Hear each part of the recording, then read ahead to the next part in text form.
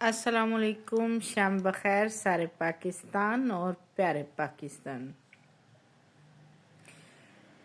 इंसान की फितरत है कि वो बेचैन रहता है, वो किसी हाल में खुश नहीं रहता, वो गधा हो या बादशाह हो।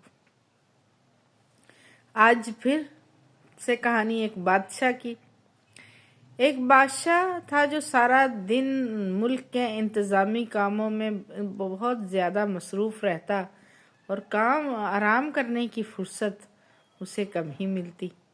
ज़ाहिर है इतनी बड़ी जब आपके सर पे ज़िम्मेदारी हो तो कैसे आराम का वक्त मिल सकता है। एक दिन उसे ख्याल आया कि बादशाह तो मेरी एक मुसीबत है, हर वक्त ही मैं काम में लगा रहता हूँ, न दिन को चैन न रात को, और बादशाह होने के बावजूद मेरी ज़िंदगी में खुशियाँ नहीं हैं।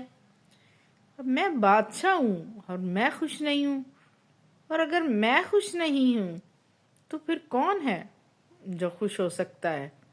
उसकी बेचैन तबीयत ने उसे उकसाया कि मुझे ऐसे इंसान की तलाश करनी चाहिए कि जो अपनी ज़िंदगी में खुश हो। ये सोचकर रात के वक्त उसने भेस बदला और खुश रहने वाले आदमी की तलाश में महल से रवाना हो गया। सबसे पहले वो एक सौदागर के पास पहुंचता है। बादशाह ने उससे पूछा, तुम यकीनन खुशी और सुकून के साथ जिंदगी गुजार रहे होगे। सौदागर ने जवाब दिया, जनाब मेरे पास दौलत तो बहुत ज़्यादा है, मगर ये बहुत ज़्यादा दौलत भी मुझे सुकून नहीं दे सकती। अगर दौलत से खुशी और सुकून मिलता तो मैं ख़रीदने में ज़रा भी देर ना लगाता। इस दौलत ने तो मेरी ज़िंदगी अजीरन कर दी है।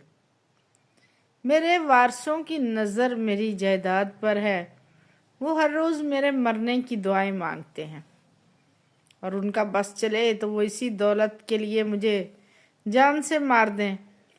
आए दिन इसके अलावा चोरी और डाके का धड़का अलग से लगा रहता है। रात दिन इसी सोच में मैं घुल रहा हूँ, मेरी सेहत भी मुतासिर हो रही है।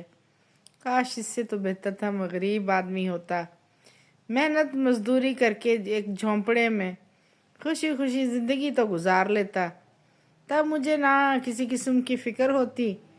और इससे तो मुझसे तो बेहतर मेरा गरीब पड़ोसी है कि उतना खुश रहता है वो। बादशाह इसका जवाब सुनकर उसके गरीब पड़ोसी के घर जा पहुंचा। उसने उससे भी वही सवाल किया कि क्या तुम अपने इस हाल में खुश हो। पड़ोसी बोला, मैं तो सख्त मेहनत और मुशक्क़त से तंग आ गया हूँ।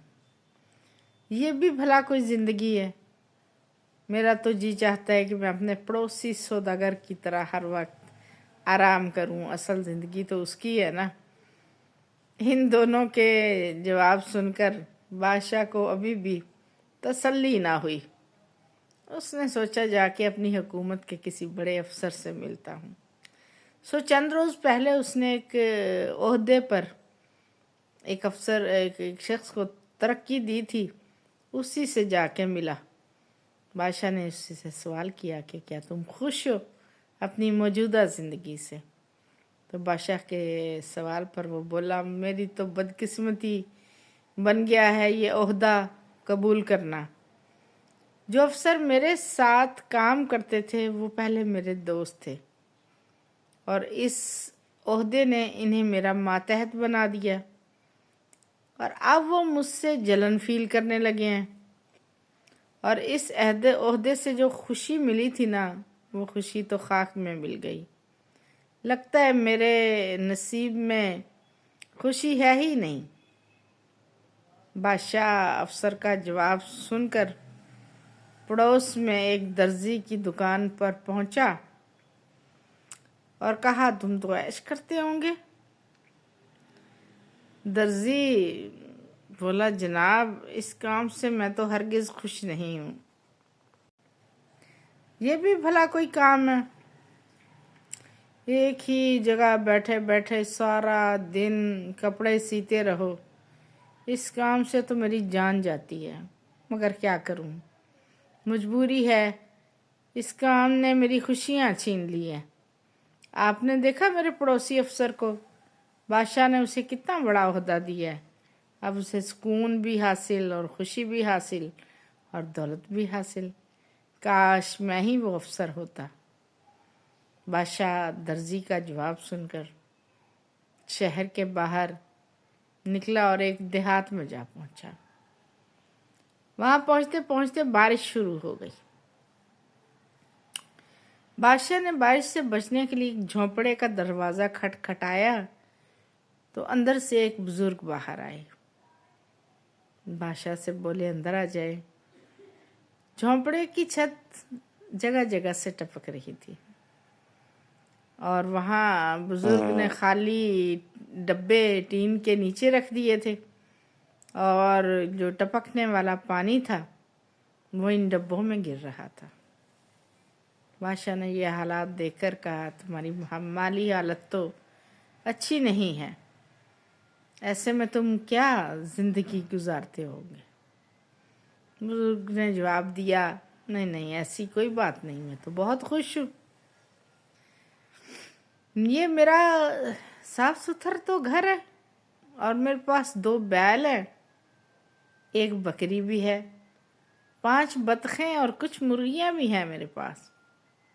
ان سے میں دودھ، انڈے، گوشت حاصل کرتا ہوں، پھر میں ان کو بیچتا بھی ہوں۔ بیل ہے جو کنواں اور ہل چلانے کے کام آ جاتے ہیں، اور یہ بیل میری تنہائی کے ساتھی بھی تو ہیں۔ یہاں گھاس بہت ہے، ایک تالاب بھی ہے، میرے پاس تھوڑی سی زمین ہے جس میں میں اپنے لیے گندم کپاس اگاتا ہوں، اور میرے گھر کے پیچھے ایک خوبصورت چھوٹا سا باغ بھی ہے، اس میں چند آم، کھجور، کیلے اور مالٹے وغیرہ کے میں نے درخت لگا رکھے ہیں، اور کنویں سے پانی نکال کر میں روز باغ کو پانی دیتا ہوں، اور باقی وقت جو ہے مجھے ملتا ہے وہ میں جانور چراتا ہوں۔ پھر میں فرصت میں اللہ اللہ بھی کر لیتا ہوں، اور میں بہت خوشی اور سکون سے اپنی زندگی گزار رہا ہوں۔ بادشاہ نے سوچا خوشیوں کے ساتھ اگر تھوڑی تکلیف بھی ہو تو انسان کو برداشت کر لینی چاہیے۔ سو بادشاہ واپس محل آ گیا۔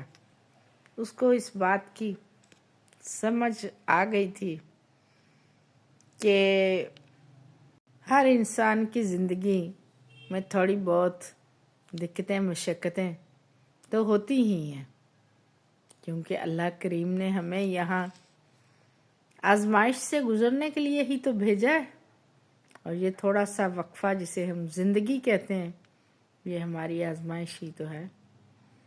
اور اگر یہاں سب خوشی ہوتے، ہر بندہ یہاں خوش ہوتا تو پھر آزمائش کیسی؟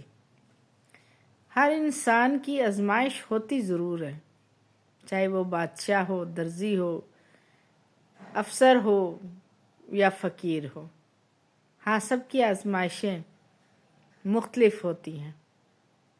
کوئی اس پر روتا پیٹتا ہے اور کوئی اس کو رب کی رضا جان کر صبر کرتا ہے، اور اللہ کے صبر کرنے والے، شکر کرنے والے بندوں میں اس کا شمار ہو جاتا ہے۔ تو اللہ تعالیٰ ہمیں بھی جو مشکلیں، دقتیں ہماری زندگیوں کی ہیں ان میں سے خوش اسلوبی سے ہمیں نپٹنے کا حوصلہ دے، اور اللہ ہماری مشکلوں کو آسانیوں میں بدل دے کہ ہم سرخرو ہو کر اس کے روبرو جا سکیں۔ آپ سب کا بہت شکریہ، آپ ویڈیو دیکھتے ہیں، آپ کا شکریہ، آپ کمنٹس کر رہے ہیں، اور بھی شکریہ، اور مزید آپ سے پھر وہی میری ریکویسٹ کہ سبسکرائب کرتے رہا کریں، اور آپ کے کمنٹس کی میں رہتی ہوں منتظر۔ اللہ تعالیٰ آپ کی زندگیوں کو آسان کرے، اللہ نے کے بعد۔